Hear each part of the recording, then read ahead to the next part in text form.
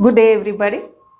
Today, I'm going to talk to you about the power of thinking, the power thoughts have on our lives, and how we are very innocently living our lives without understanding it. I learned this from my guru, Vedatri Maharishi, and he taught us that the origin of thought is important to understand where a thought springs from. A thought can spring from a need like hunger, thirst, or it can be a hereditary a thing with a hereditary origin. Maybe we inherited certain genes that makes us think like that, or maybe it has become a habit, and therefore we are forced to think like that because we are used to it. Or it could be our environment that we are living in, maybe the climate, weather, or maybe the things that are happening around us that is forcing us to think like that.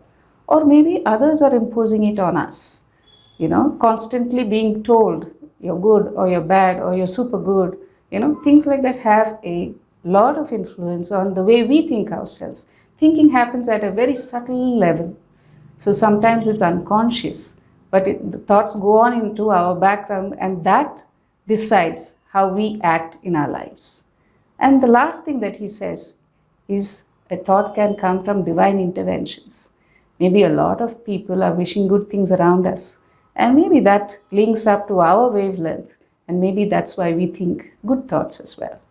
And that applies to bad thoughts as well.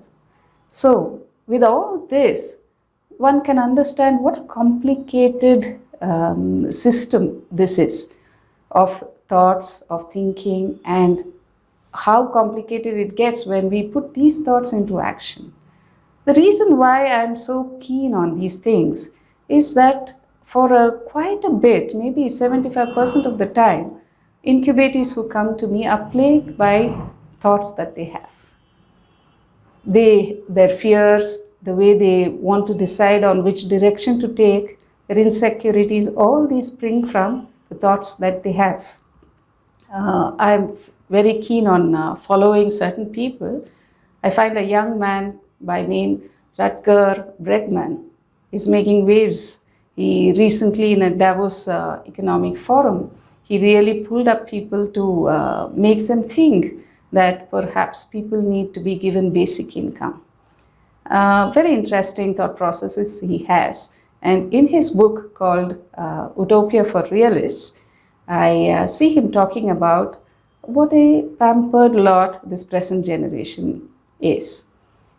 Pampered from the point of view of not having been exposed to as many problems or the kind of problems that used to be in previous generations of the kind of issues faced with wars, with fights between countries and things like that.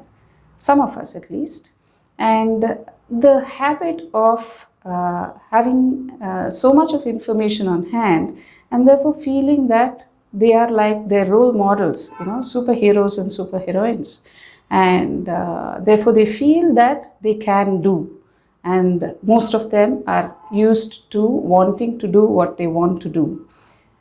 This is good, but the bad news is when you get down to trying it, and when you realize that the world outside is not as kind or as compassionate as you may need it to be, that's when everything hits you.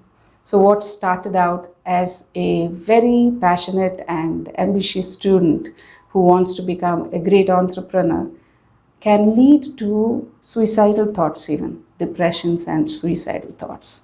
So I really have to gear up and equip my incubatees to be able to handle every kind of disappointment or frustration, irritation, fear, insecurity that comes to them. And that is only possible when they know to analyze every thought of theirs, find the origin, and then ask themselves, do they need it now or in the future? And does it help them or benefit them in any way, now or in the future? And will that thought help them, not only them, help the society as well? And will it not cause any damage to anyone?